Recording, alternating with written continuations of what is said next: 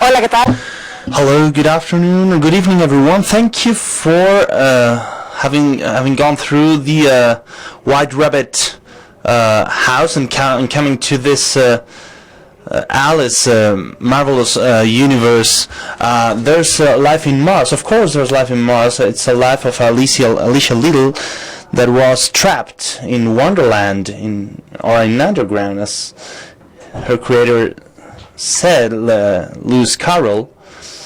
Of these two faces of this creator, of this Alice, to this and the other side of the mirror, and this and the other side of Wonderland, we're going to talk about this evening because we are celebrating the 150th anniversary. We are going to do it with people that have a lot to do with Alicia, but we're going to do with you, and through the streaming, through a hashtag. Is the hashtag that we use every Tuesday, Vida Martes. So if you want to post any question from this auditorium, Fundación Telefónica, or if you want to post any question from the other side of the mirror, you can do it. We are talking about Alicia, as Chesterton used to say. It's a classic. He used to say that a classic is that work that you don't need to read to speak about it. You don't have to climb the Everest to know that it's the highest mountain in the world. Alicia is one of the most quoted works of the English language, together with the Bible and Shakespeare. If we take into account that the Bible is not strictly Anglo-Saxon and Shakespeare didn't write strictly books, but drama works, we can agree with the fact that Alicia is the most quoted book of the English language. It's a kaleidoscopical work. And we are going to move to this side and the other side of the mirror. Lewis Carroll used to say that the meaning of a book can go beyond its goals. So we are now celebrating 150 years of the golden evening of Alicia this year, and this year we have here in this same city different events. Like, for example, an exhibition at the ABC Museum. I invite you to attend it since the 16th of December. It is called Alicia Happy Non-Birthday.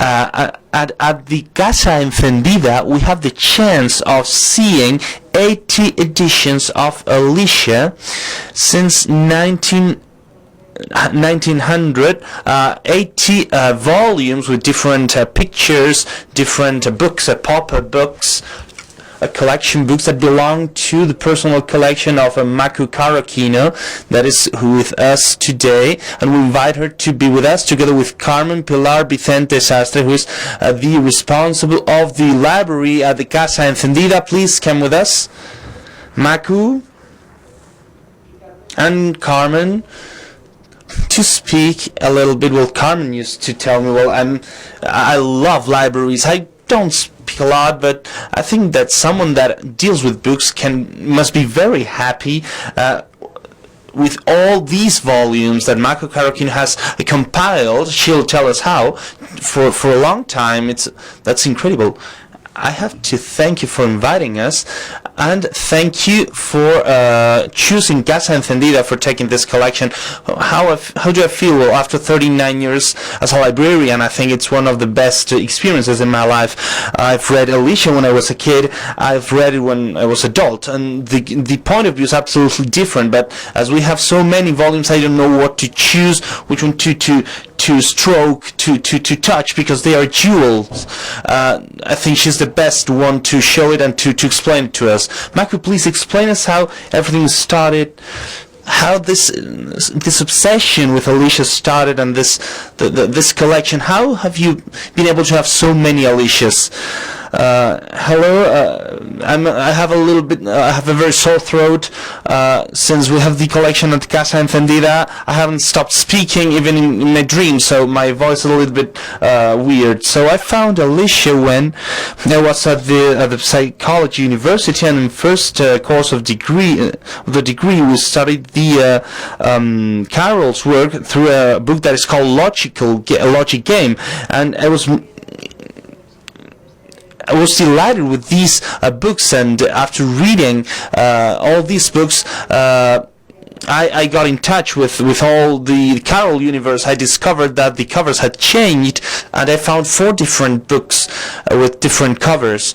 And at that visit, I took all the books that they had at that bookshop, and I discovered. I want to use the slides, okay?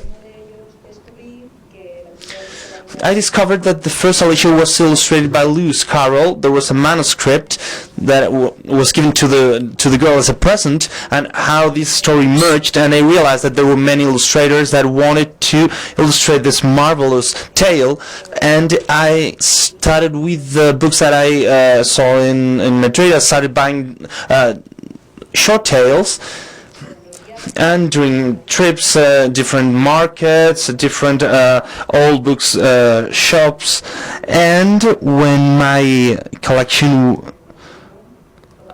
made a boom when internet started, or it was one of the pioneers that started buying all over the world. So you were one of the pioneers of making researches of all the different Alicias all over the world. Yeah, nobody wanted to send a book to Spain.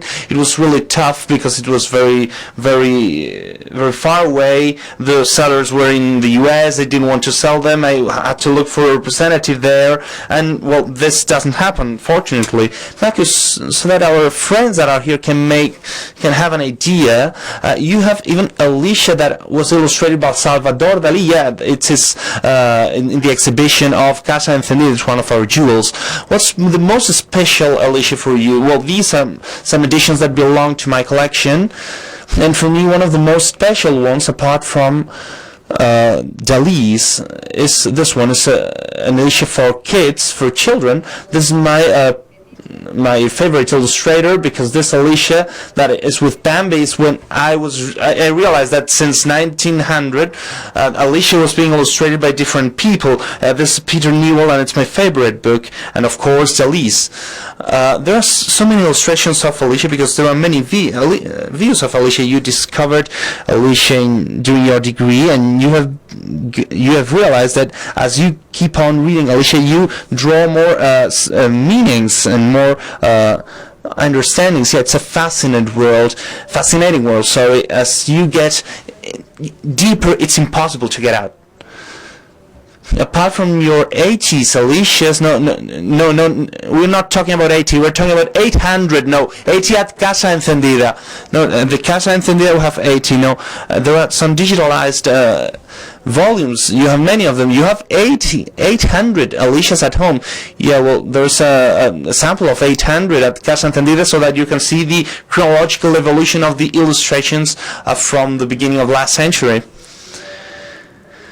And I have a representation of around 80. I have Dali's book, some of them of the beginning of the century, pop-up shelves, etc. There's a pop-up here that you can show us. We have, well, for many children, these pop-up books that were in fashion at the 80s. Yeah, this is the access door to Alicia. Yeah, every book is good to link or to connect children to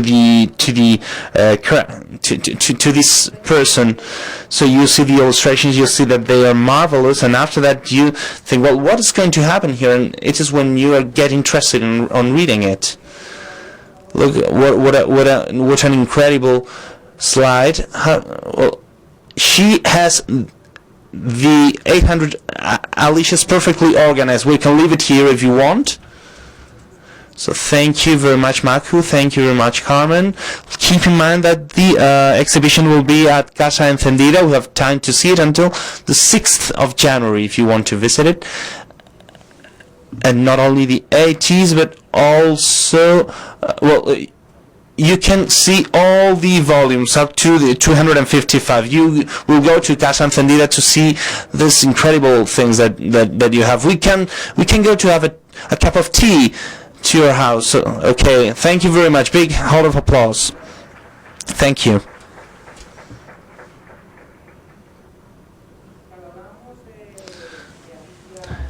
Well, we were talking about Alice. she has left anything here. Well, we were talking about Alice as an illustrated book. Even that small joke that Alice says Dodgson or Lewis Carroll. The books that I read by my sister are really boring. They have no pictures.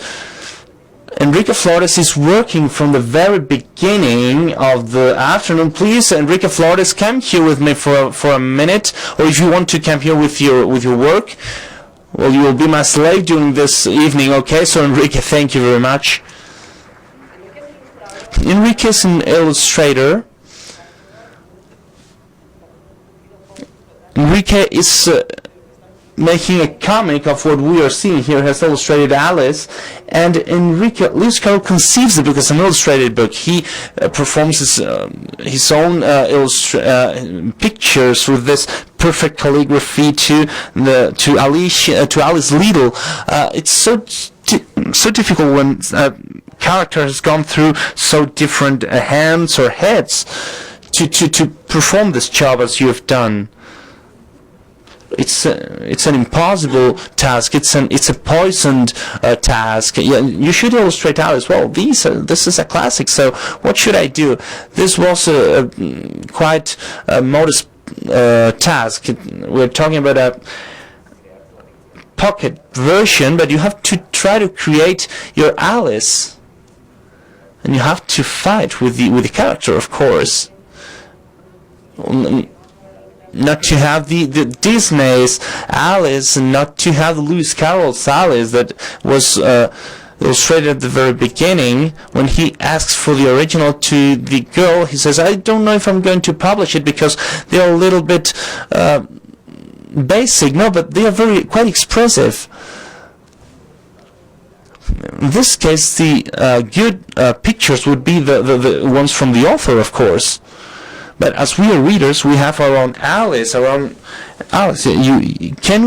can see it thanks to these pictures. What was your source to make these drawings? Well, you tried to make an Alice that has not been invented yet. In my case, Stegman is a hero.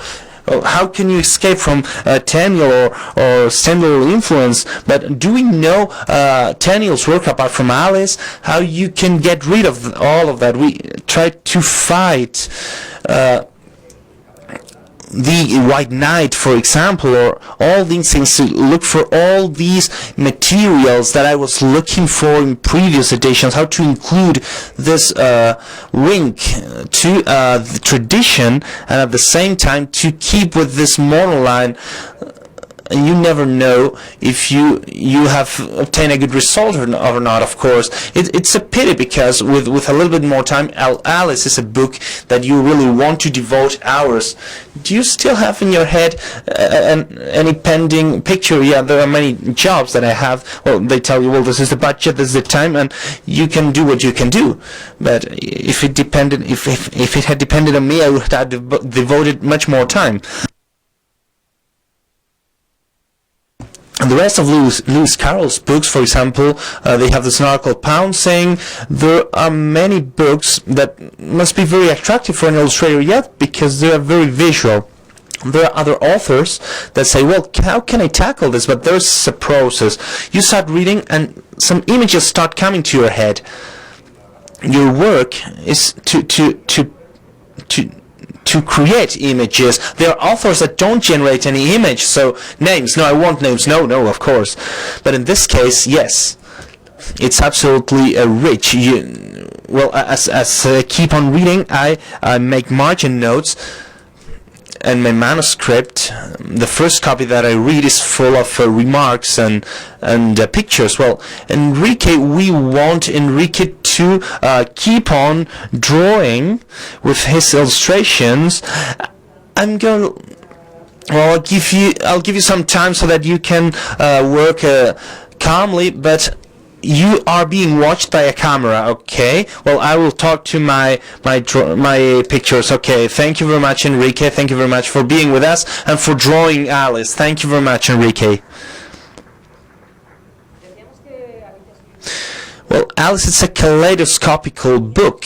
It's a book that has fascinated writers, Nabokov, T.S. Eliot, Virginia Woolf. It was fascinating from Breton. For example, Rodrigo Fressan, a reader, writer, etc. Rodrigo, please come with us to the stage. Well, you're the first, so you can choose your seat.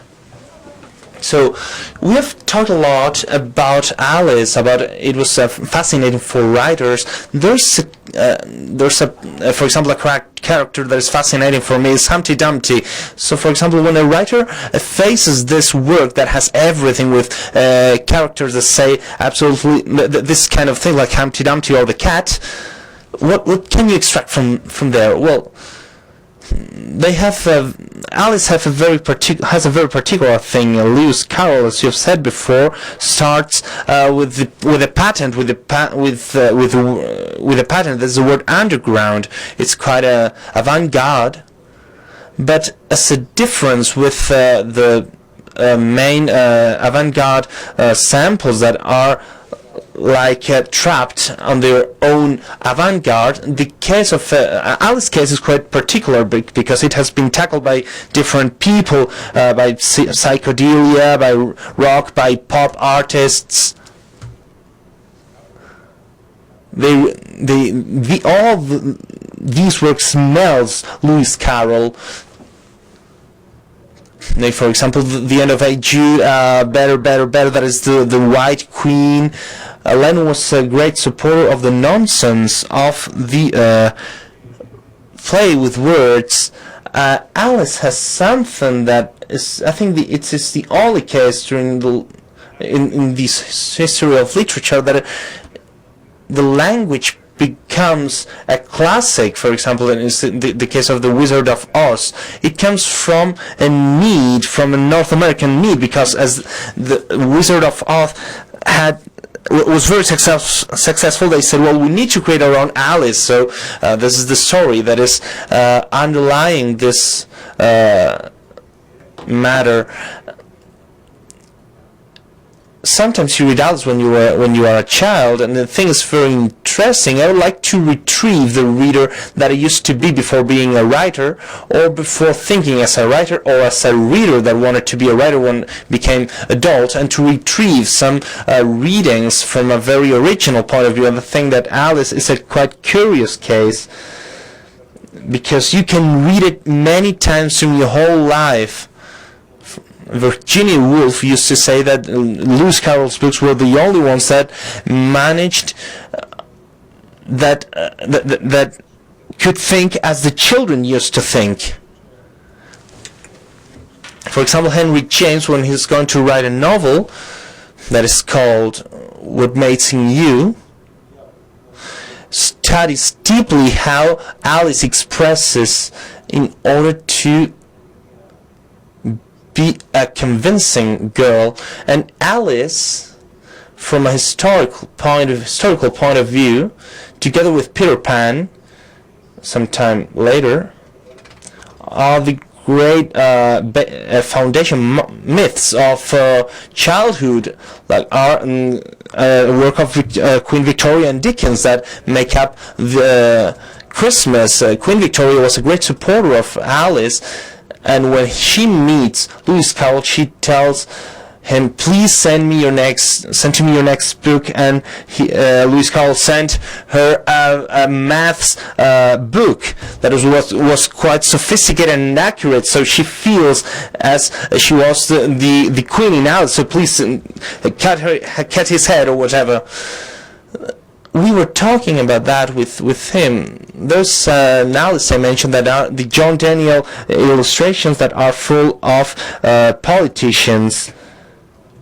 Something that Carroll has nothing to do with it. It was a very curious character. And after that, it's what happens with big books. For example, with Don Quixote, happens exactly the same. They are like boxes, like tools for future books or for what is about to come.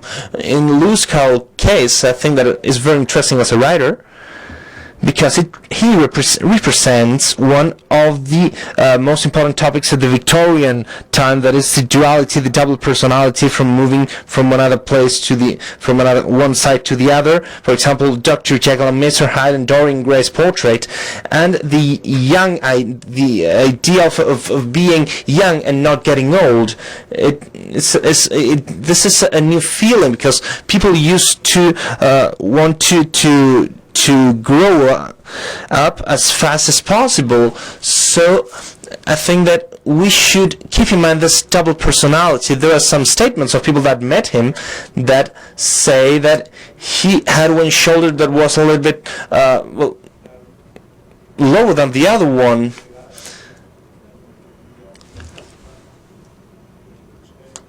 And even he, when he received some letters at his church, Lewis Carroll rejected them, and he said that Lewis Carroll didn't live there.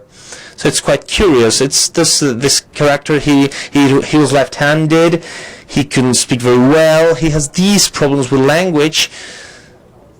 And he said that the main character of Alice is not Alice, but English language. It's quite curious. This main character that had problems to speak is this wizard of the words, of course, and it's incredible. And it's a character that, well, like big characters of literature, travels very good. You were talking about Dan Nabokov. He translated Alice into Russian, for example.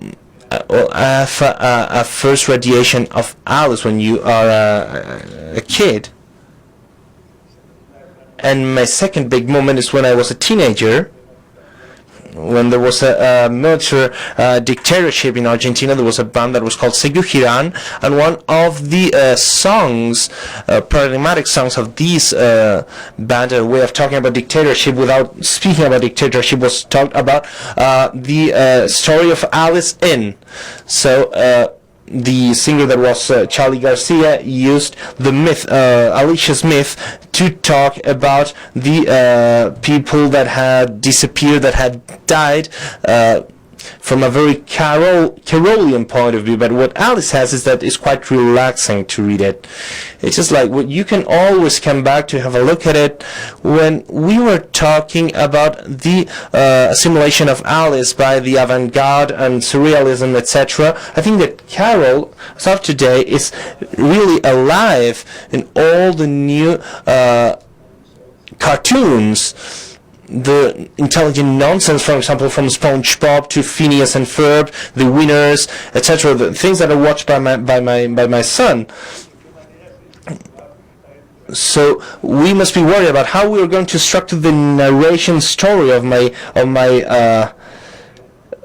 children. Well, they are absolutely polluted by that idea. Rodrigo is the author of a marvelous novel that is called Kensington Gardens, that is about another author, Barry, and another kid that is Peter Pan, that does not grow up.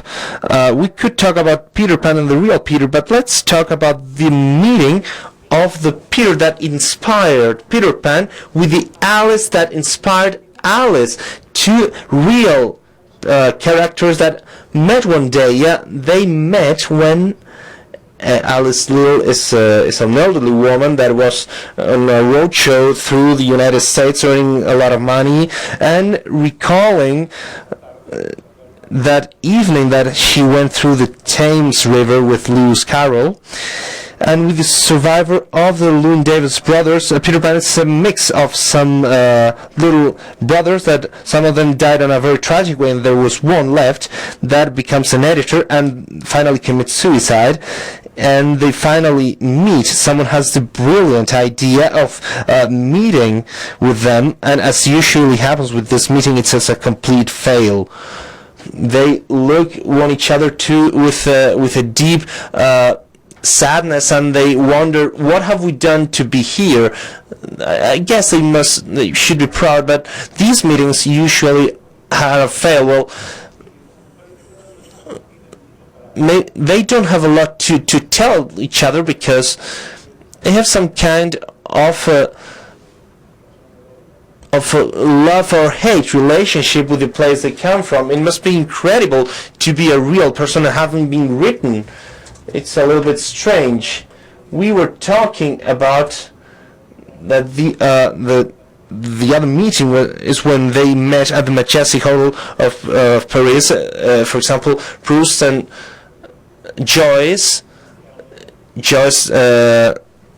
writes about Lewis Carroll too. It's something like was Alicia, like Joyce and Proust met at the same hotel, thinking that the Ulysses author and Looking for Lost Times author were going to shed light to some novel aspect and avant-garde of the 20th century, and the only thing they say is that they didn't have a good lunch and they didn't have a good lunch. Bueno, nosotros sí que tenemos muchas palabras, muchas cosas que decir. No sé qué tal va Enrique. Cuidado los de la primera fila que les está mirando así también aliciosamente. Enrique sigue trabajando. Hemos hablado de esta dimensión pop de Alicia, esta dimensión musical, como es inspiradora desde Joyce en Finnegan's Way hasta los Beatles. Vamos a llamar a un músico con nosotros, a Francisco Nixon, por favor.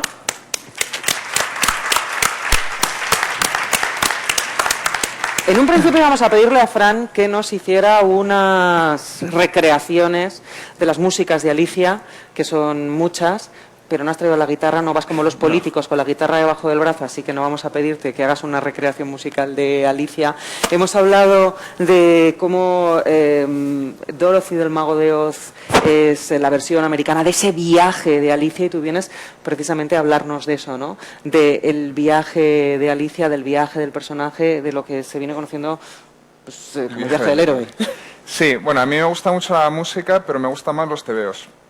Entonces, cuando me plantearon participar en esta charla, pues lo primero que se me vino a la cabeza es este tebeo de Alan Moore que se llama La Liga de los Hombres Extraordinarios, que, bueno, él recoge un poco la idea de lo que sería el universo Marvel, que a su vez es una idea que surge en la literatura pulp de los años 20 a los años 30. La literatura pulp es la literatura barata hace referencia a la pulpa de los libros con los que se hacían, y son las aventuras del llanero solitario, de La Sombra. Y lo curioso de estos héroes es que conviven en un mismo universo, que luego es una idea que explotaría precisamente en la Marvel o DC, donde Superman conoce a Batman y participan en aventuras conjuntas. Alan Moore, que durante mucho tiempo es un autor inglés que trabajó también mucho es muy conocido en el campo de los superhéroes, cogió esta idea y la aplicó un poco viajando hacia atrás a los héroes victorianos. Entonces ahí tenemos, muchos conoceréis la película, pues tenemos a varios héroes, a Alan Quatermain de las Minas del Rey Salomón, al Capitán Nemo, tema berniano también que está en esta casa, el Hombre Invisible, Dr. Jekyll y Hyde, y la chica, mi idea fue, ¿por qué no está Alicia en esta foto? Porque para mí, sobre todo, Alicia es un héroe. No tanto... Bueno, Alan Moore es un tío que también estaba muy imbuido de todo este mundo victoriano. De hecho, él tiene un libro que es lo que le gana fama de autor serio, que es From Hell, que, bueno, esto no lo habéis mencionado, pero hay una interpretación como un momento que se hizo una novela diciendo que Lewis Carroll podía haber sido Jack el Destripador. Sí.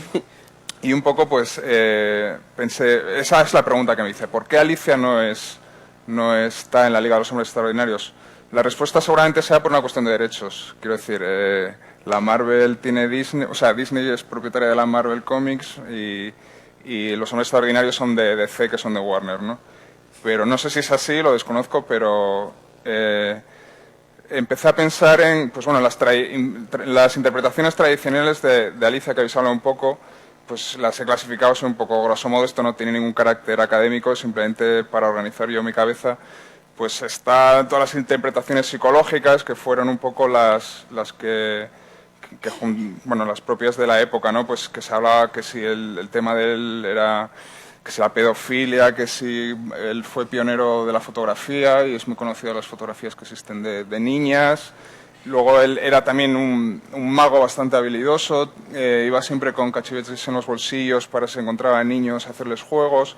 Tiene libros de juegos matemáticos, bueno, y luego está da mucho el mundo de Alicia, pues conectando con el mundo de los surrealistas, pues a las interpretaciones freudianas, de que es interpretación de los sueños, los arquetipos del inconsciente colectivo, todas estas cosas. Luego en el siglo XX pues ya también hay las interpretaciones sociológicas, donde pues lo que digo, que se habla de la crítica a las instituciones de la época, la Iglesia, el Estado, la política, la burguesía, etcétera, y luego las simbólicas, que pertenecen un poco al ámbito interno de la propia obra, ¿no? Pues todos los juegos numéricos, los juegos de palabras, el lenguaje, que si es un símbolo del paso de la infancia a la adolescencia, la oruga como elemento de transformación, y luego todo tipo de las teorías conspiratorias de chalados varios, ¿no? De que si Jack el Tripador, que si su relación con la masonería, la numerología, pues bueno, es una obra tan rica en símbolos que da lugar a todo tipo de interpretaciones, ¿no?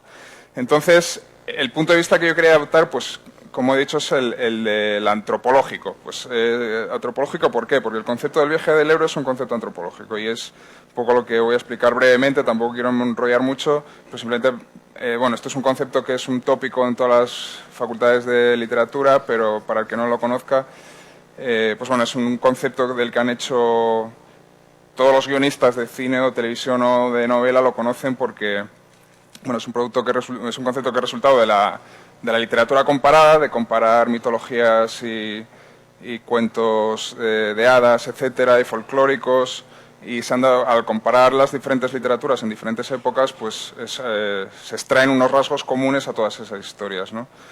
El concepto la acuña Joseph Campbell en 1949 en un libro que se llama El héroe de las mil caras, y él establece una estructura. Este concepto a su vez está basado pues en obras de autores anteriores importantes como son Carl Jung con la idea del arquetipo y del inconsciente colectivo, el Fraser con la famosa idea de el libro de la rama dorada, que explica un poco el origen de la magia simpática y del concepto del asesinato ritual de un rey sagrado, y Bachofen, que también tiene la teoría esta del matriarcado, que todo eso influye muchísimo a Robert Graves, que lo desarrolla de manera más o menos delirante en su explicación de los mitos griegos, y que estoy hablando un poco rápido porque no tengo mucho tiempo y no quiero detener mucho en esto, estoy dando los datos por si cualquiera luego lo puede consultar. La idea de la rama dorada, que es un poco el fundador de la idea del viaje del héroe, pues el Fraser empieza el libro hablando de este cuadro, que es un cuadro que no se ve muy bien, pero ahí a la izquierda estaría la sacerdotisa que le entrega una rama al héroe, que sería Eneas, que está por ahí. Estas son las diosas del destino que están bailando. Entonces, bueno, el mito en sí habla del héroe que baja y tiene que entrar al infierno para obtener una información o rescatar a alguien y volver a su casa con un conocimiento adquirido o después de haber sufrido una transformación. Entonces la estructura clásica, pues eso, el héroe sale de su casa, baja al infierno, las pasa canutas, vence lo que tiene que vencer y vuelve a casa con el conocimiento adquirido. Entonces ahí tenemos el esquema que establece el Campbell, que ya de una manera más detallada, pues bueno, sería un esquema de 12 pasos donde el héroe está en el mundo ordinario, tiene una llamada a la aventura, que sería cuando el conejo se encuentra con Alicia. Primero no quieres ir, luego el mentor, pues que sería el conejo también, atraviesas el umbral, que sería cuando cae por el hoyo, los aliados, los enemigos, bla, bla, bla, el internamiento de la caverna, que serían los diferentes encuentros que tiene con los diferentes personajes, el Supreme Ordeal, pues sería la prueba suprema, que en el caso de Alicia sería el juicio final con la reina de corazones, y luego vuelves a casa con la victoria, ¿no? Y bueno, pues Alicia, ahí tenemos una lista también de héroes que pasan por todo esto, perdón. Pues el primero, Gilgamesh, que es un poco el libro fundacional de la literatura mundial, que es un poema sirio, bueno, mesopotámico, que es se supone un rey legendario que después de conquistar a todos sus enemigos, pues que tiene que bajar al infierno a rescatar a su mejor amigo. Teseo, Ulises y Eneas, Teseo y Ulises pertenecen a la mitología griega, y Teseo también va a buscar a Pirito, que es su compañero que ha muerto. Ulises va a buscar información para saber cómo ganar la guerra de Troya. Eneas volvemos al cuadro de Turner, es el que tiene que obtener una rama para poder bajar al infierno y hablar con su padre. Jesús pertenecería a esta lista de héroes que bajan al infierno y regresan victoriosos, lo cual fue una tesis de Fraser y fue una de las razones por las que el libro fue tan influyente y a la vez tan denostado. Dante, que todos conocemos, que baja al infierno con Virgilio, y luego estaría, pues es un esquema que han aplicado en la Guerra de las Galaxias, Obi-Wan Kenobi muere para volver y Harry Potter pues tienes que enfrentarse a su vez a Voldemort para volver victorioso de nuevo, después de haber pasado 800 libros y sí, bueno, realmente es una estructura que, como os he dicho, pues es muy conocida y que, bueno, ahí lo dejo caer y que, bueno, en el caso de Alicia, como ya habéis dicho, la primera versión son las aventuras subterráneas, con lo cual la cita del inframundo es explícita, ¿no? Es, digamos, un descenso ad ínferos y que, bueno, luego se transforma en el Wonderland o en el otro lado, ¿no? Que decías tú también, la idea del doble. Y, bueno, pues nada más. Sería, aquí hablamos de la salud tal, y bueno, el viaje del héroe, pues encuentro con el conejo blanco, encuentro con los personajes, un proceso de aprendizaje. También es muy común en estas historias que el encuentro con los animales, pero bueno, esto tiene que ver con otra historia religiosa que no tenemos tiempo para hablar con ello, y bueno, el regreso a casa, y vemos cómo finalmente se reproduce otra vez el esquema básico. Y pues nada, esa era la idea que yo quería explorar y decir que la Liga de los Hombres Extraordinarios hubiera sido mucho más interesante con un personaje como Alicia. Y volviendo a citar a Chesterton, que como tú decías, que antes en los cuentos de hadas el protagonista estaba sano y todos los de su alrededor estaban locos, ¿no?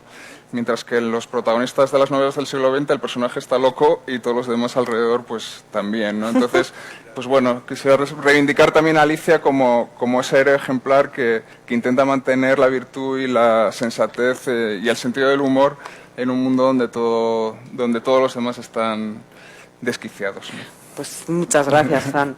Bueno, el viaje del héroe, que es un poco el que habéis hecho vosotros cuando habéis salido de casa, os habéis metido en la madriguera del espacio Fundación Telefónica, que habéis venido aquí, habéis encontrado la recompensa de encontrar a estos grandes oradores y además ahora os voy a presentar a una persona que es la bisnieta de Alicia. Bueno, hemos decidido, Enrique, que no se dice bisnieta, que ahora se dice bisnieta. Que esto nos hemos enterado tú y yo hoy. Hemos perdido la tilde del solo y la Z de bisnieta, que era muy bonita. Somos muy antiguos. ¿Cómo vas, por cierto? Bueno, ahí tirando. No, pero si tenemos un cámara vigilándote todo el rato, no piensas que no te tenemos vigilado. ¿Ah, sí? Bueno, Estoy espiado. la bisnieta de Alicia, Vanessa Tait, está con nosotros. Le pido, por favor, un fortísimo aplauso. Bueno, Vanessa Tait es escritora, es autora del libro La casa a través del espejo, que publicará Roca en mayo y que está ya publicado en inglés y que pueden ustedes, nuestro políglota público, a este y al otro lado del espejo, leer. Por cierto, políglota público, les recuerdo que hay un hashtag. ¿No os he visto sacar el teléfono móvil? Muy bien el teléfono móvil, ahí, perfecto. Podéis hacer fotos, podéis mandar preguntas con el hashtag Vida en Martes, aquí y al otro lado. Si queréis, a Rodrigo, a Fran o a Vanessa, a la que le damos las gracias. Hemos hablado de Alicia, de la Alicia convertida en cuento y de la Alicia verdadera. Alicia es también la protagonista de la novela que has escrito. Es otra visión de esa Alicia a la que nosotros solo conocemos por el papel, por el cuento de Lewis Carroll.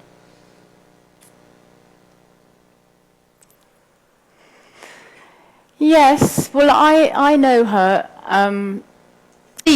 Sí, yo sí la conocí siendo niña pequeña porque ella era mi bisabuela. En realidad, yo no la conocí propiamente dicho.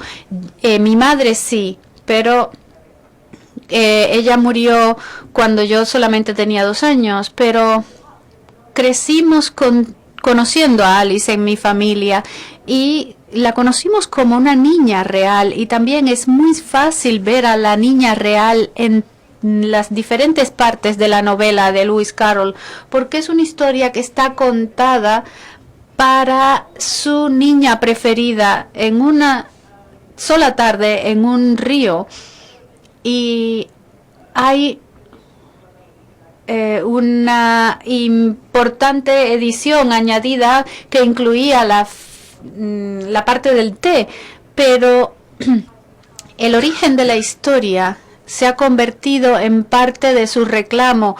Todo el mundo recuerda que se trata de una tarde calurosa mi bisabuela era la niña de los ojos del escritor y estaban en una barca. Todos recordamos que se trataba de una tarde de verano muy calurosa y que estaba apenas nublado.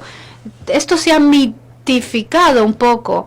Esto nos cuenta mucho de la verdadera Alicia y está muy bien retratada en el libro porque estaba en este viaje diciéndole, por favor, cuéntame una historia, estoy aburrida, cuéntame un cuento.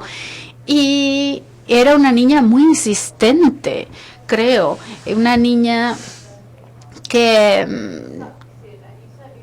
realmente no querría ser su hermana. Yo considero a las pobres hermanas de Alice porque tener a Alice como hermanita pequeña era un problema y se puede ver en las fotografías. Alice era tan bonita y dominaba tanto la escena que cuando piensas en el hecho de que los niños se sientan durante 40 segundos o un minuto y que se queden mirando un iPhone o lo que sea, mientras todo puede caerse alrededor.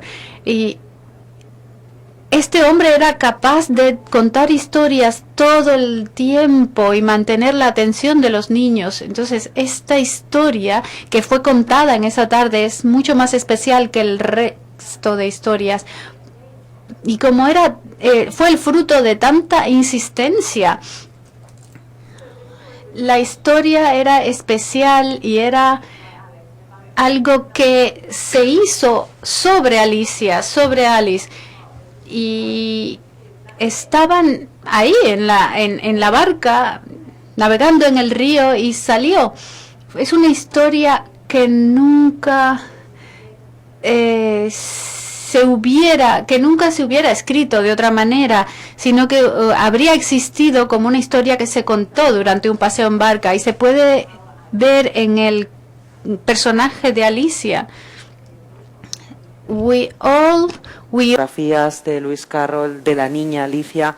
La última vez que la fotografía ella tiene 18 años, una tristeza infinita en los ojos, no sé si un gesto entre el abatimiento y la tristeza, es una adolescente. Pero ¿cómo es la visión que tenéis en la familia del reverendo, de aquel amigo de tu bisabuela, de Lewis Carroll?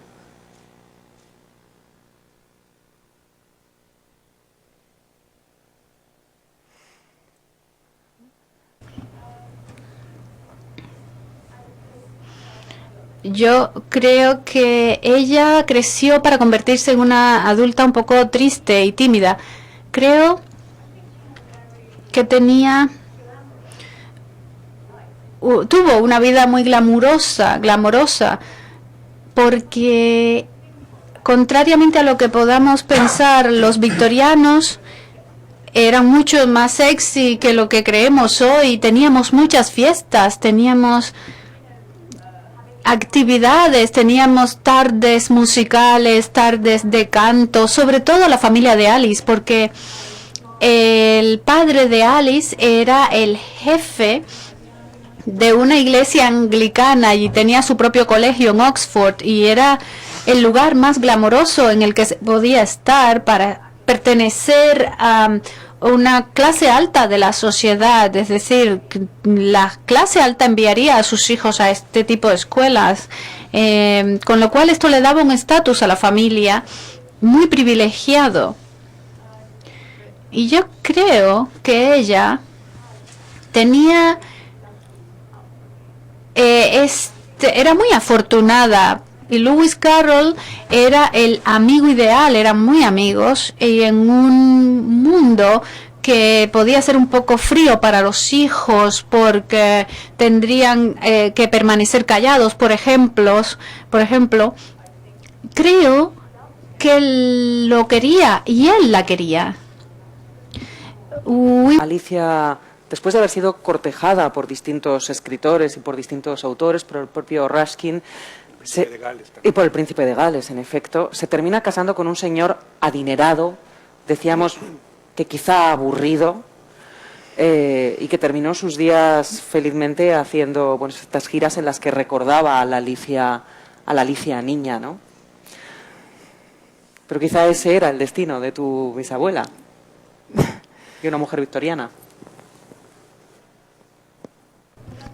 Yo creo que esto tal vez nos hace pensar en un circo, porque ella vivió una vida de inseguridad en la campiña inglesa, pero esto era lo que se esperaba de una mujer victoriana de su clase en aquellos tiempos. Se casó bien, se la consideraba un éxito, porque su madre, con quien tuve la posibilidad de convivir, era un personaje que iba siempre a la casa de nobleza y de renombre, porque era la única manera que tenían en aquellos tiempos de mantener el buen nombre de su familia. Y bueno, Alice se casó y podemos ver su vida ya más tarde como un conteo regresivo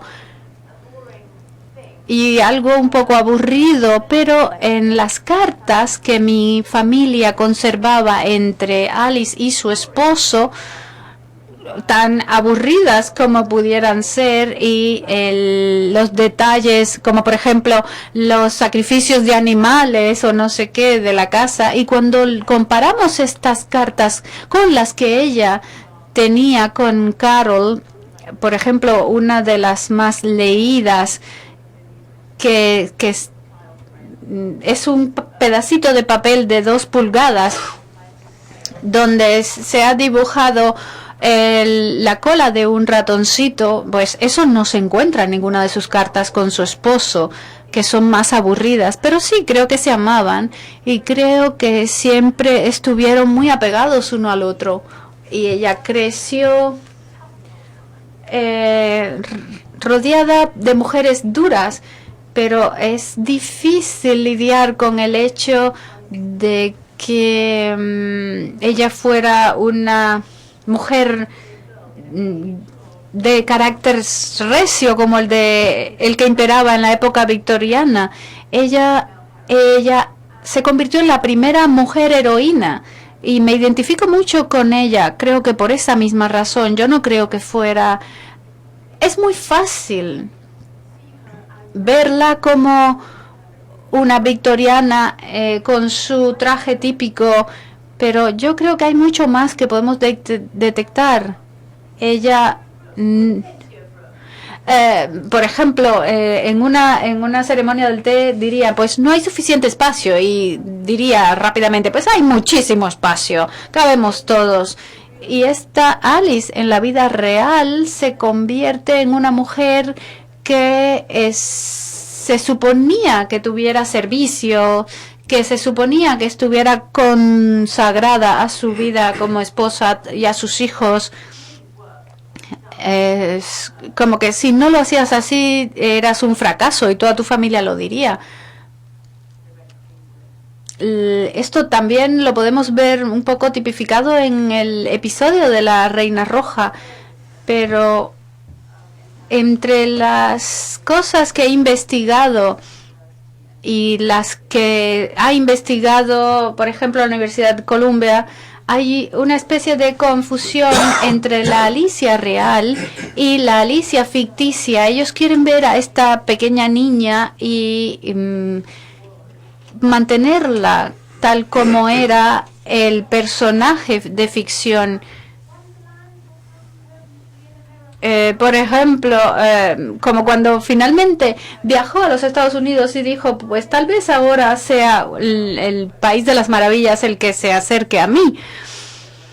Es más o menos lo que le pasó a Peter de Peter Pan, que terminó pues hasta el moño con todo esto. Y alguien vino y me preguntó, ¿conociste al verdadero Lewis Carroll? Y yo iba a decir, pues claro que lo conocí, es decir, las preguntas pueden repetirse. Buscando a Enrique en este momento, tú sigue como si no te estuviéramos vigilando. Mira, tenemos vigiladísimo. Con sus bocadillos y todo, es que... ¿Se puede apuntar eso? Apunta, apunta. Le tenemos vigilado. Bueno, le tenemos vigilado, está documentando de esta manera tan magnífica. Siempre he deseado tener un bocadillo encima de la cabeza, de verdad. Este es un sueño hecho realidad. Os recuerdo que podéis hacer preguntas. ¿Hay alguna Alicia en la sala? Si hay alguna Alicia en la sala, que haga alguna pregunta por la vía del hashtag Vida en Martes. ¿Os parece, Rodrigo, Fran, Vanessa, si damos voz a nuestros martianos, que son los únicos que hoy pueden preguntar con voz? Los demás tenéis que hacerlo vía Twitter con el hashtag. Miguel Ángel pone cara y quiere hacer pregunta. Nuestros martianos están aquí con nosotros. Son Camino, Fernando, Natalia, Irene. La prueba de agudeza visual pasa por adivinar cuál de nuestros 4 martianos es el más admirador de Alicia. Lleva una camiseta con Alicia, o sea que vamos a darle la palabra a Irene, la primera, que tiene su cuaderno con sus preguntas apuntadas y su camiseta de Alicia. Antes os preguntaba, Vanessa, si aquí en España se leía el libro de Alicia, ¿no? Y tú nos comentabas que lo habías leído con ojos ya de la persona mayor que eres hace aproximadamente 1 año y pico, ¿no? Sí, bueno, la verdad es que la historia de Alicia a mí siempre me gustó y la verdad es que es un poco extraño, pero te quiero dar las gracias porque eres probablemente la persona más cercana a la historia que hay en esta sala y que siempre conoceré. Y que la verdad es que sí, la historia de Alicia siempre me ha encantado y el libro sí que me lo leí ya el año pasado, ya conociéndolo y entendiéndolo de verdad. Me leí los 3 libros, me encantaron todos. Y la verdad es que yo siempre he visto a Alicia pues como una especie de refugio. Siempre que he podido la he dibujado, siempre que he podido me lo he leído, he pensado en la historia y mi sueño siempre ha sido poder tomar el té con el sombrero loco y poder hablar con el gato de Cheshire. De verdad, es que me ha encantado. Y mi pregunta era, en ese sentido, que si alguna vez has sentido como un refugio en la historia o algo así, una afinidad especial, no sé.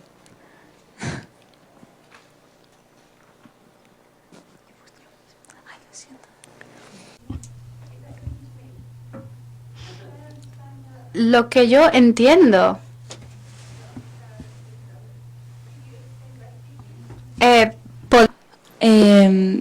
Si alguna vez has sentido... Have you felt sad?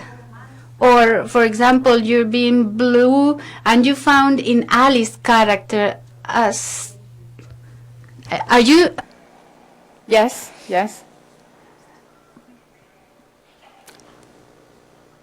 Uh-huh.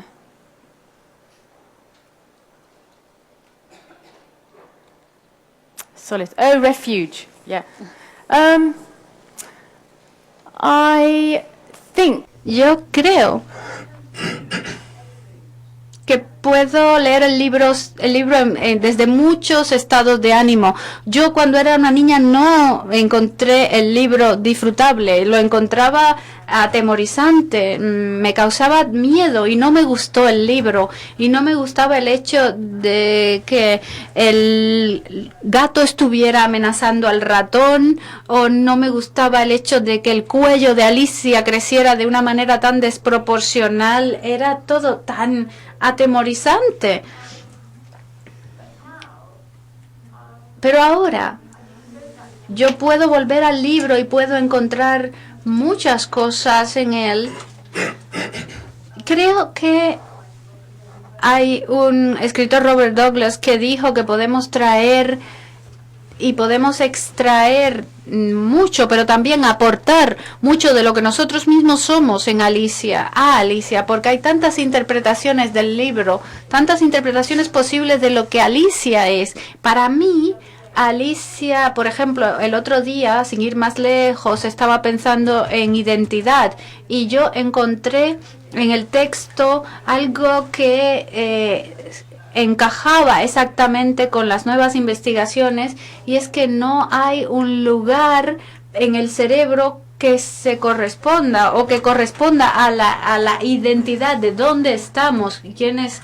Y eso lo encuentro en Alice. ¿Quién soy yo? Es decir, cuando a veces nos despertamos pensando, yo he cambiado tanto, ahora me siento más madre, o ahora me siento más una limpiadora, o me siento una paseadora de perros. Puedo ser tantas personas, que esto me hizo replantearme quién soy yo, y es el libro.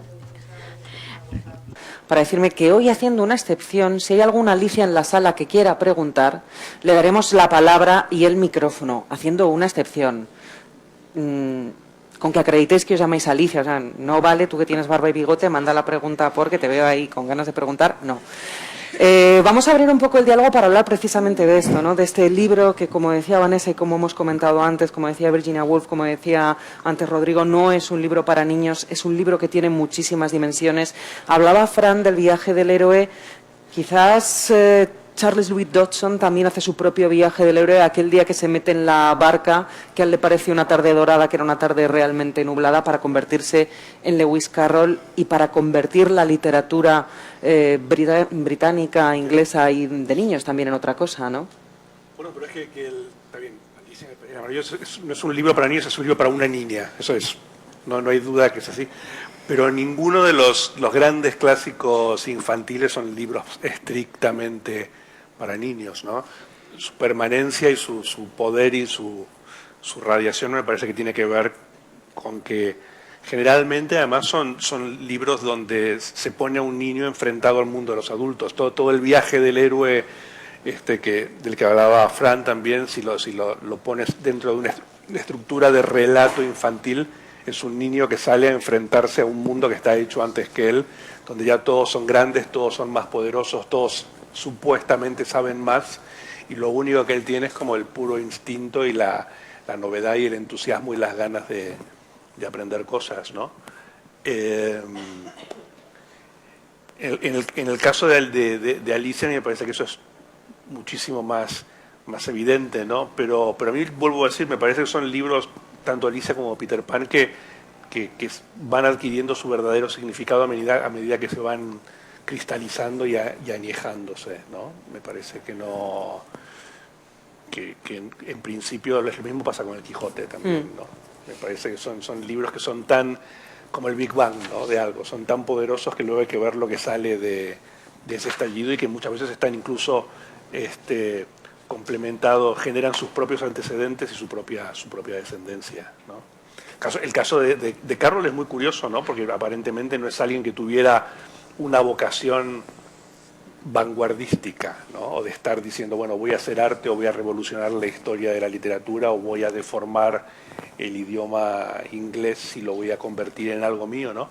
Pero al mismo tiempo hay datos muy curiosos, ¿no? También, por ejemplo, el primer escrito de Lewis Carroll, publicado en una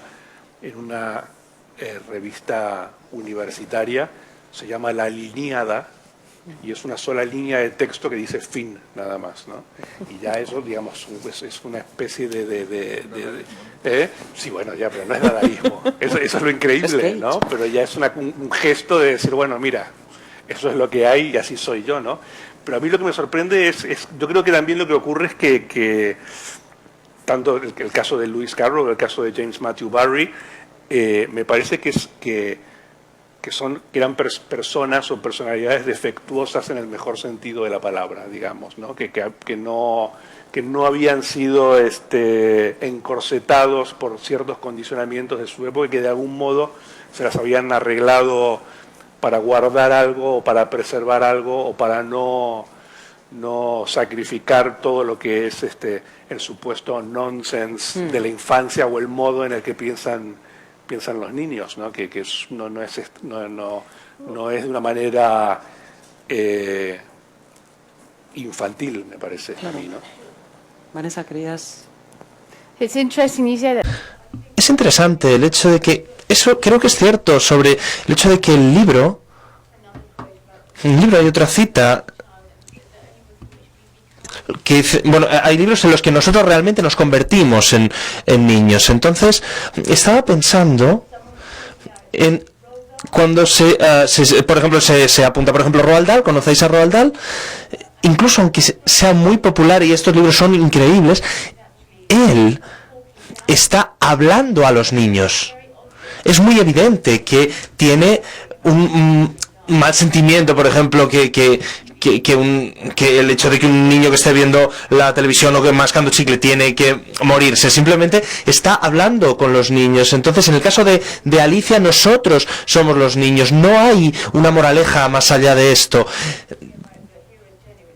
creo que estábamos hablando del viaje que estaba yo además pensando que era muy interesante. En realidad no hay un principio y no hay un final.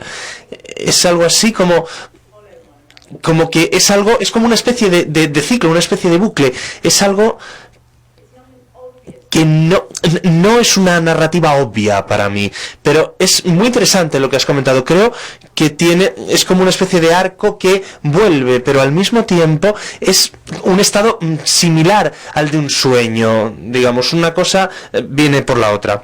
Particulares tanto a Alicia como Peter Pan, vamos a ponerlos como Mr. y Mrs., ¿no? Como la pareja paradigmática victoriana, es que antes que estos dos libros, la mayoría de los cuentos clásicos para niños o los cuentos de hadas básicamente surgían de encargos de adultos para que los niños entiendan determinadas cuestiones bastante peliagudas, ¿no? Por ejemplo, el caso de Caperucita Roja era por el tema de la menstruación y que se podía quedar embarazada y los peligros del lobo y de salir al bosque, etcétera, etcétera. Que un noble le dijo a Perrault, por favor escríbeme algo porque mi hija ya está por llegar a esa edad. Mientras que tanto Peter Pan como Alicia, me parece que se invierte la ecuación, ¿no? Que son libros escritos para que los adultos entiendan cómo funcionan los niños, ¿no? Escritos por dos personas muy, muy particulares, ¿no? El caso de James Matthew Barrie es mucho más evidente, es alguien que no quería crecer y que incluso lo consigue físicamente, ¿no? Se convierte en una especie de pequeñito liliputiense, ¿no?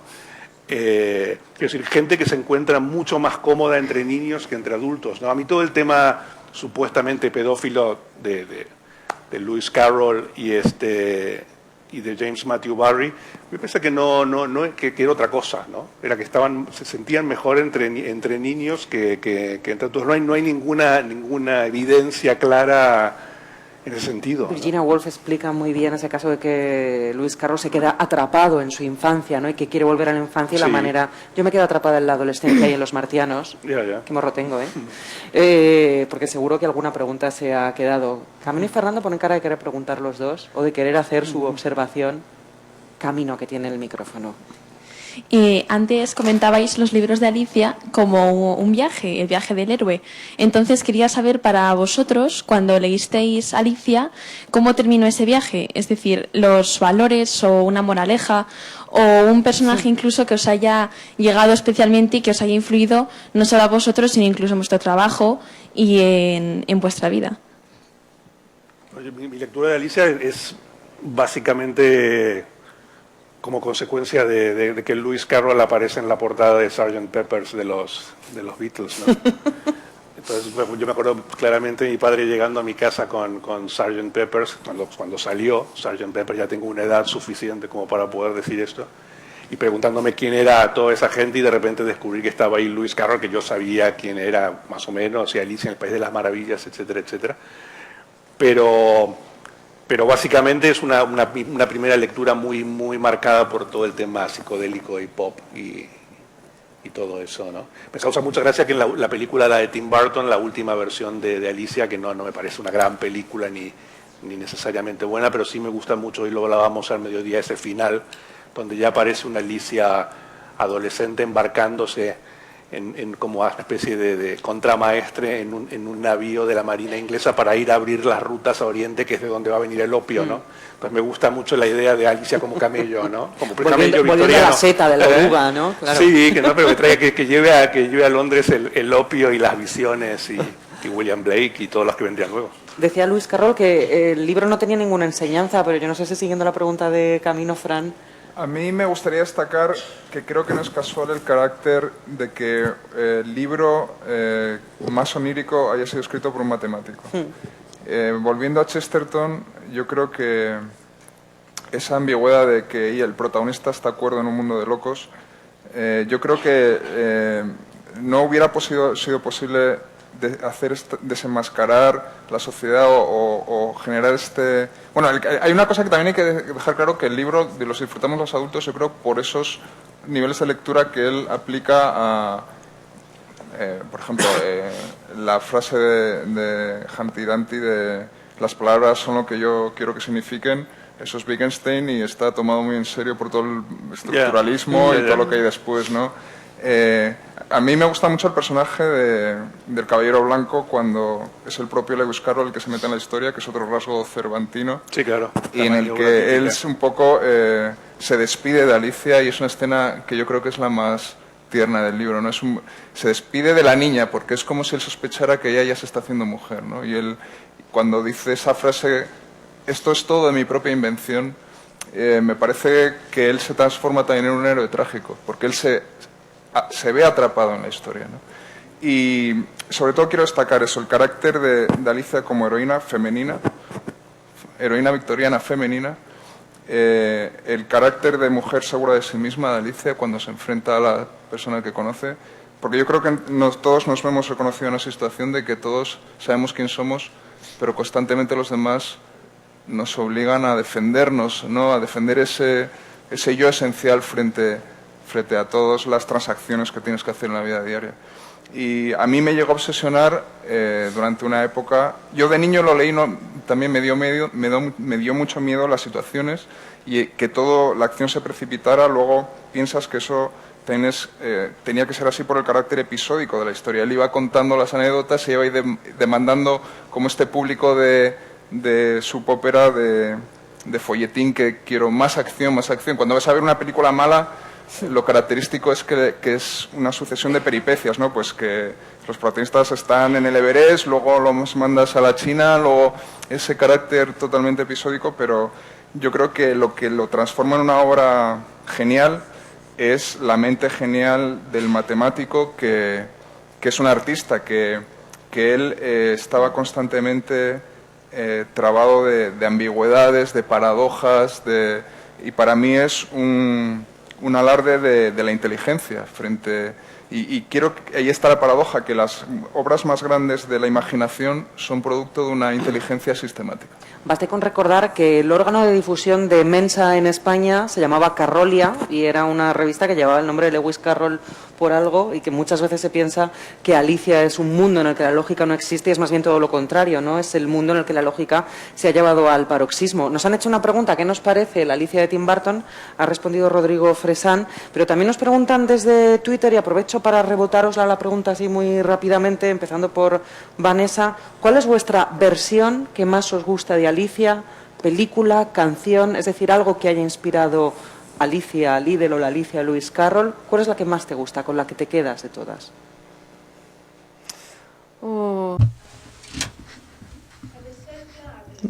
Bueno, me encanta que el libro Pop-Up se haya hablado del libro Pop-Up, porque tengo que decir que quizá el libro, porque no hay nada mejor que el libro, porque bueno, esto lógicamente fue su inicio y demás. Entonces la película de Jonathan Miller también está muy bien, pero quizá lo que más se acerca a la esencia de la extrañeza del libro, de estos aspectos tan raros,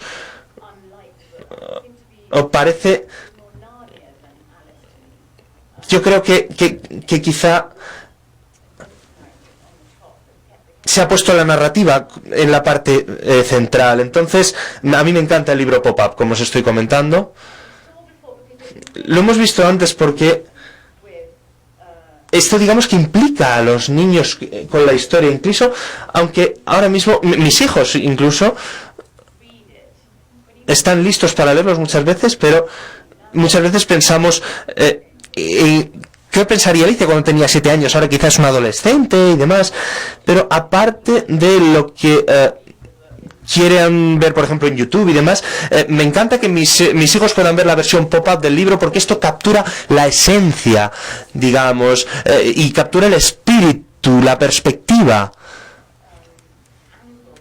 los ángulos de este libro. Podemos analizar y podemos bucear, por ejemplo, en la merienda con el té. Entonces, yo creo que esa sería mi versión favorita. ¿Cuál es vuestra Alicia reinventada, reversionada favorita? Claro, primero el libro, ¿no? Pero a mí me parece que la mejor aproximación a Alicia para mí es la canción de los Beatles, Time the Walrus. Me parece que es como sónicamente los arreglos, la voz de John Lennon, las cosas que dice John Lennon. esos versos que van desde el nonsense absoluto y al el sinsentido a ese, de repente hay como una especie de momento de calma donde dice sentado en un jardín inglés esperando el sol, y si el sol no viene nos arreglaremos con la lluvia, sí. ¿No? Me parece que es como está muy logrado, ¿no? Como relectura del universo de Alicia, ¿no? ¿Y Fran? Yo es que no sé el nombre de la película ni el director, pero hay una versión de Alicia... Pero podemos jugar a la adivinanza. Sí, bueno, seguro que alguien lo conoce. Hay una versión de Alicia de Centro Europa, como de los 60 a los 70, en stop motion, que es esta técnica de fotograma, sí. Y que Alicia hay una escena que está como en una carpintería, que luego son marionetas. Yo me sé la pregunta. Sí. Porque la tengo apuntada para decirla. Y además en La Casa Encendida, pues es que se ha ido ya Pilar. En La Casa Encendida tenían el original de la película de Alicia. Sí. Enrique, ya Svankmajer. Jan Svankmajer. Sí, y es una Alicia y es maravillosa. Como de los 90, ¿eh? Parece más antigua, pero la película de los 90. Es como la película, es como, ¿no? Es alucinante. Es alucinante. Muy para adultos, muy inquietante, sí, ¿no? Solo ve un niño Alicia tiene un cuervo debajo de la cama, creo recordar que era la maqueta que estaba en La Casa Encendida. Como todo lo de Svankmajer, sí. ¿No? Y estaba hace muy poco en La Casa ¿Qué estás dibujando? ¿Podemos verlo?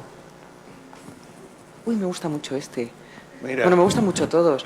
Tantísimo hablamos, madre mía. Más. Vamos a darle, le iba a dar el micrófono y la voz a Fernando, que, uy, de repente le he pillado hablando justo en un momento que se ha despistado. No, que de todas maneras a mí lo que más me interesa de Alicia no son las adaptaciones de Alicia, sino el efecto Alicia. Sí, el efecto inspirador, sí, por ejemplo, ¿no? el otro día leí en una entrevista por ejemplo, a David Lynch, que él decía que Mulholland Drive era su versión de Alicia en el País de las Maravillas, y si lo piensas... sentido. No deja de hecho se llama no Mulholland Drive, sino Mulholland DR, que puede ser Drive o Dream, ¿no? La adaptación. Y es esta chica rubia que llega y está como después en todos estos personajes y no puede escapar. Fernando, hoy pues luego te toca, Irene, luego te toca. Yo es que tenía unas cuantas preguntas que ha respondido Fran en su última intervención, con lo cual me ha dejado un poco en blanco, pero ya que me has chafado las preguntas voy a dirigir otra a ti.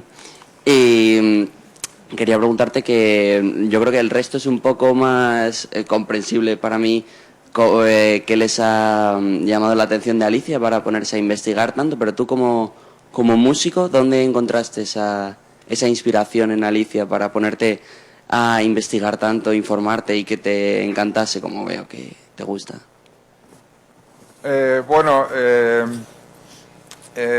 Directamente como músico, pues la influencia no, en el aspecto musical que lo hay, porque hay parodias de canciones, de poesías. Bueno, es muy famoso que él parodiaba poemas y se inventaba palabras nuevas, un poco en la onda de Joyce y, bueno, dentro también de esta corriente que había en la literatura inglesa de la poesía del sinsentido, ¿no? Y que se buscaba crear un efecto cómico a base de parodiar poemas muy conocidos.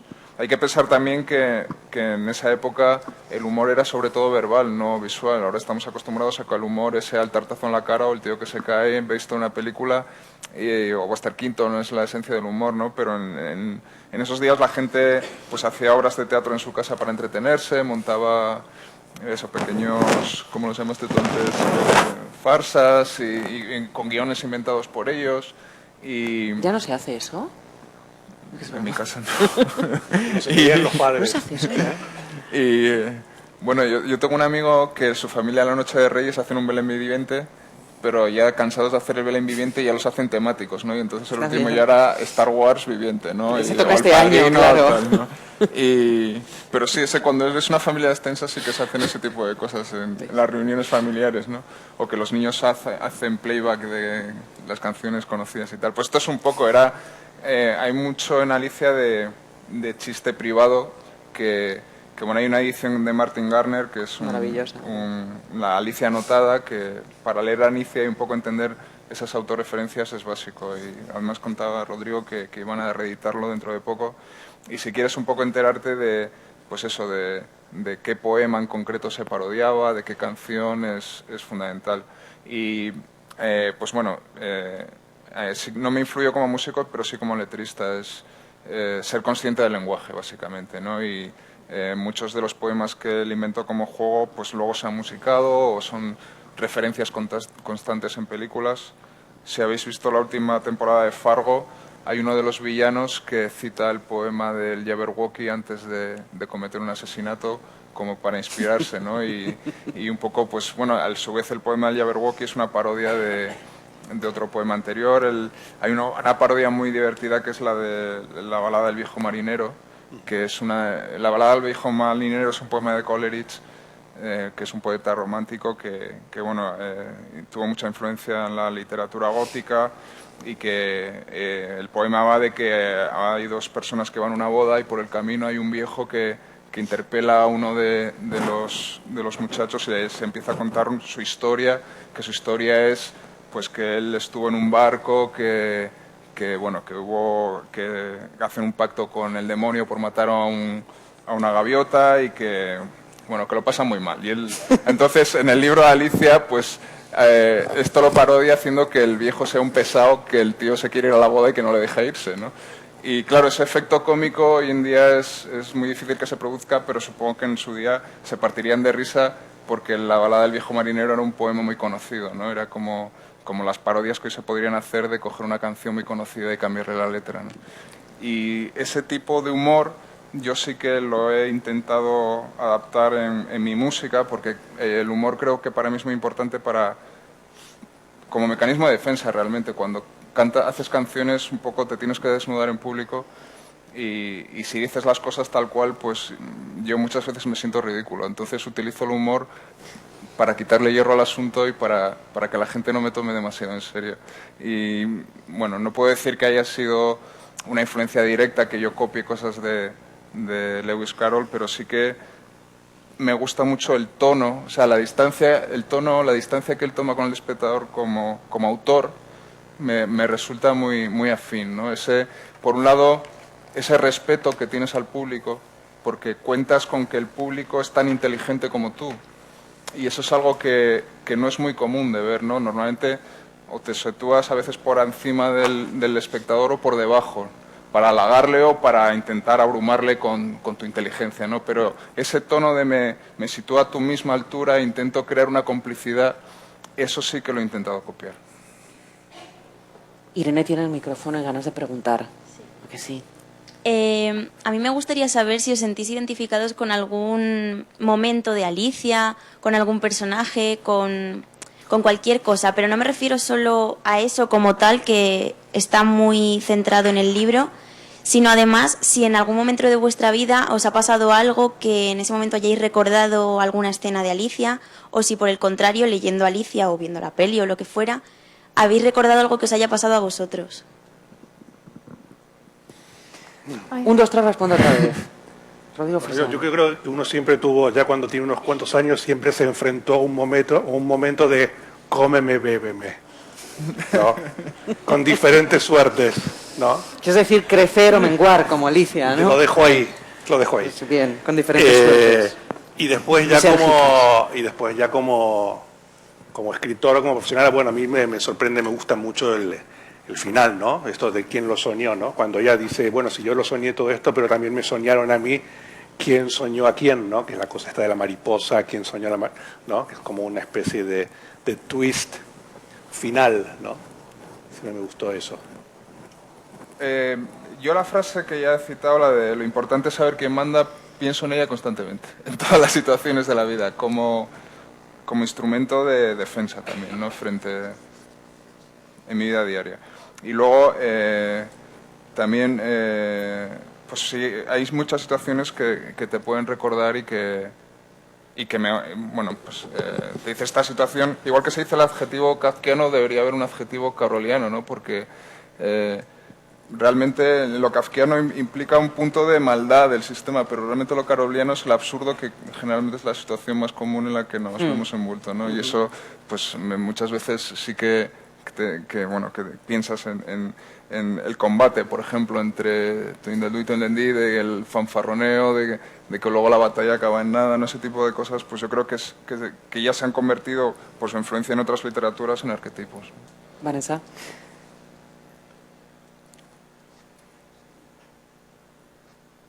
I think you are so right about. Creo que tenéis tanta razón cuando decís que todos estamos locos en Inglaterra.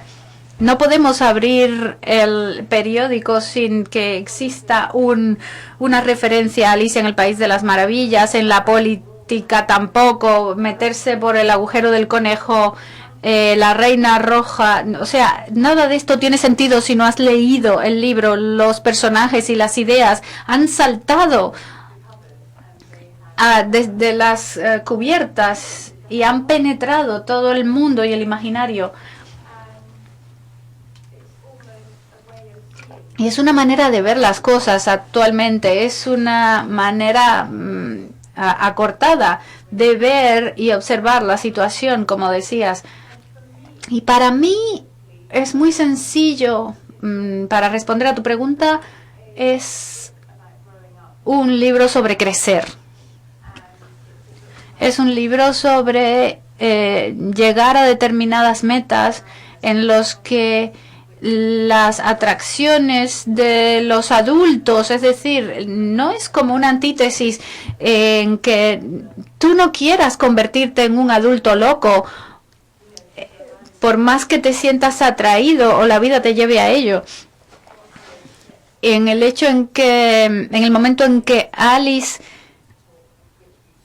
llega a la conclusión de que es la única cuerda en un mundo de adultos locos, ¿quién no se ha sentido así en un momento u otro de su vida? Y de ese momento en el que Alicia dice, no sé qué camino debo tomar, y el gato de Cheshire, que supuestamente está loco y con ese grandísimo sentido común, le dice, eso depende a dónde quieras ir. El gato de Cheshire, que no puede ser decapitado, porque como solo tiene cabeza, ¿cómo vas a decapitar a una cabeza que anda por allí flotando? Nos pregunta Elisa McCausland, ¿el viaje del héroe y de la heroína es el mismo? No. Me atrevo a decir. Es que esto ya nos metemos en harina. Antes he mencionado a Bachofen por una razón.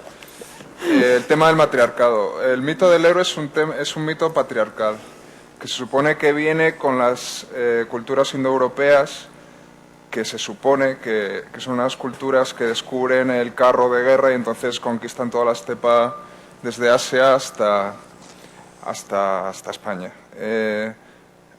En Grecia, antes de que vinieran los indoeuropeos, vivían los pelasgos, que se supone que eran los primitivos habitantes de Grecia.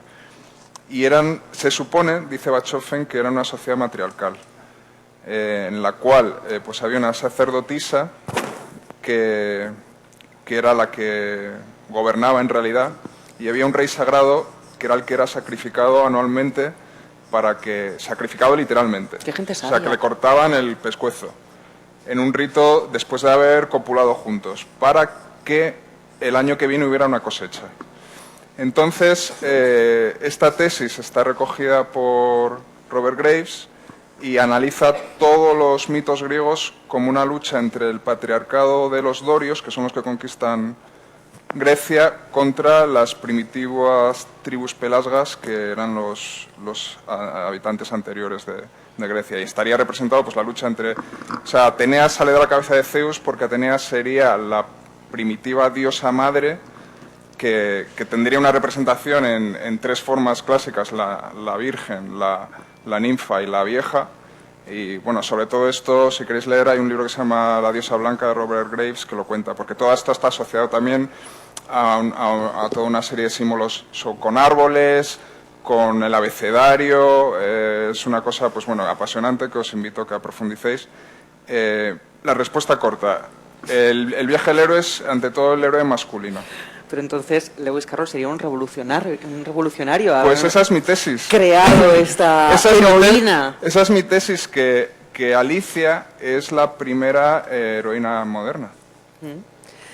Claro, Alicia, que recordemos que se pregunta durante todo el libro, pero ¿quién soy yo en el mundo? Esto se lo pregunta a una oruga. Preguntarle a una oruga sobre la identidad no deja de ser también una especie de broma pesada, ¿no? Nosotros todos nos preguntamos sobre Alicia y sobre Lewis Carroll, cuando el pobre Lewis Carroll dijo que no había que buscarle sentido a los libros y que en el suyo no había ninguna enseñanza. Una vez que has creado un arquetipo como ese, como Alicia, que ni ella misma conoce su identidad, ¿qué vamos a preguntarle al pobre autor? O sea, ¿qué le preguntaríamos a Lewis Carroll? Bueno, mira aquí, sí, ¿qué le preguntarías a Lewis Carroll? O a Charles Dodgson, que a lo mejor prefieres preguntarle al matemático para explicar la otra cara. Se me dieron muy mal. ¿Qué le preguntaría?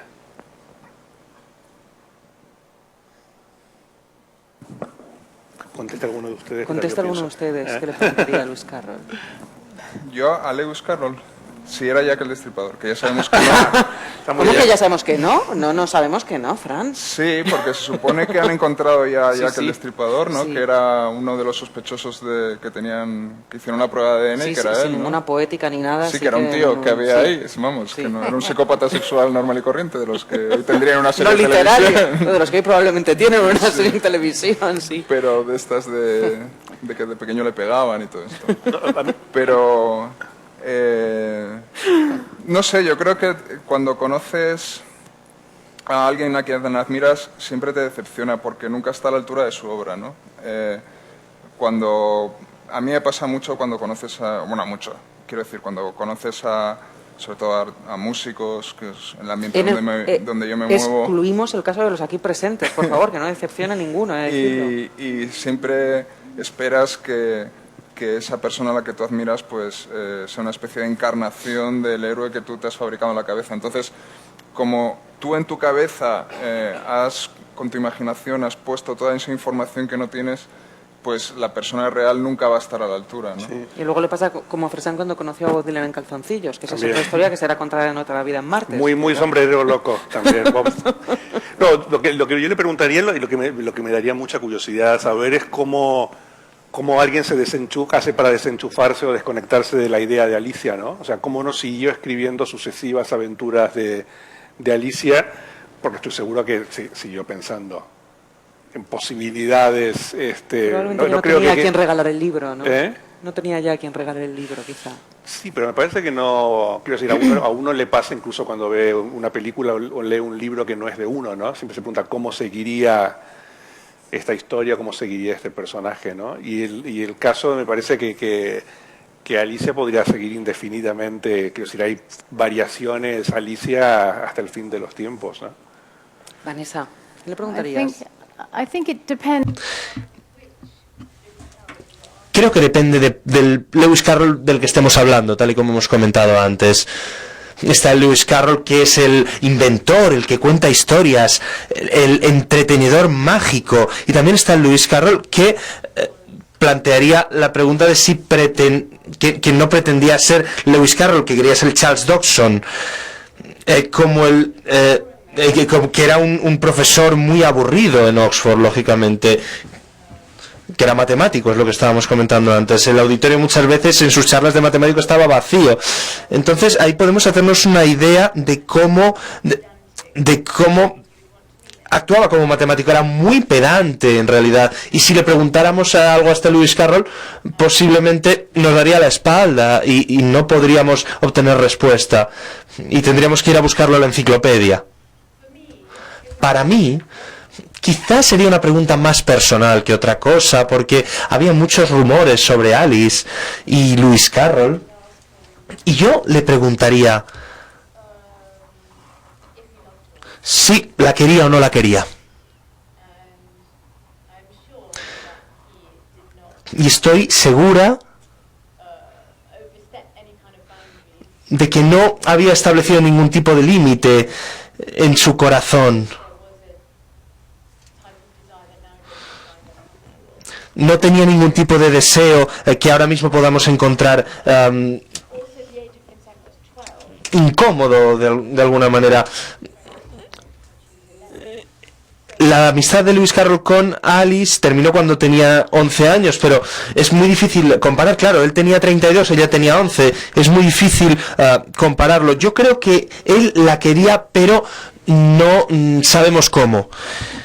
Si no es preguntándoselo, ¿no?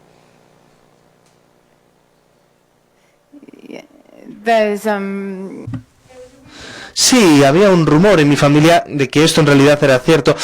En realidad no la veo, no veo a este hombre hincando la rodilla en el suelo y pidiéndole matrimonio, porque era muy victoriano, no dice nada en sus diarios sobre nada de esto.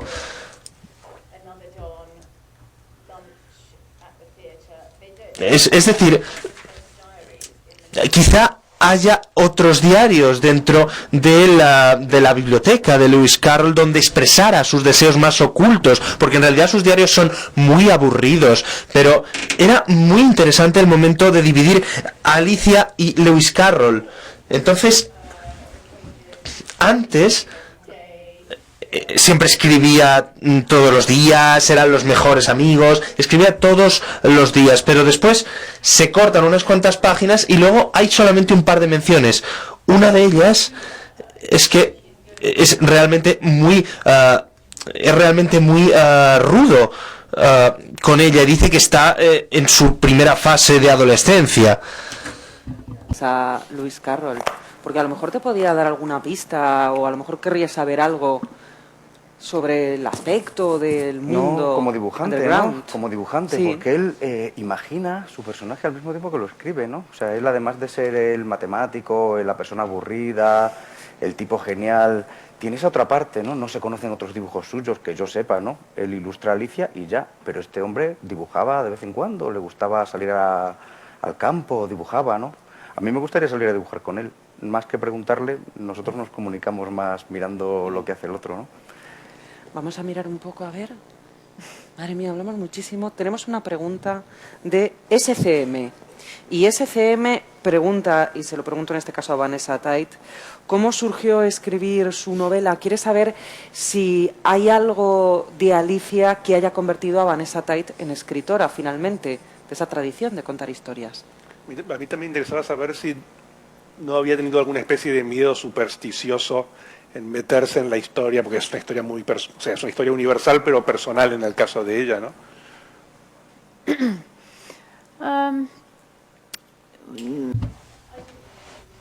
No, la verdad es que no tenía ningún miedo supersticioso, porque simplemente iba a contar una historia como nunca nadie antes la había contado. Estos eran, digamos, rumores que se habían conservado en un desván en la parte de arriba de la casa. Entonces eran cartas, diarios, eran pertenencias, digamos, y yo trabajé sobre esto y lo que, digamos, la nueva lectura que yo saqué es cómo sería ser Alice, o Alicia en este caso. Entonces, para mí fue muy fácil imaginarme cómo yo habría sido Alicia dentro de su mundo. La pregunta de si ha habido algo que me inspirara, ¿era esta la pregunta? ¿Si algo me inspiró para escribir este libro? Sí, creo que era esta.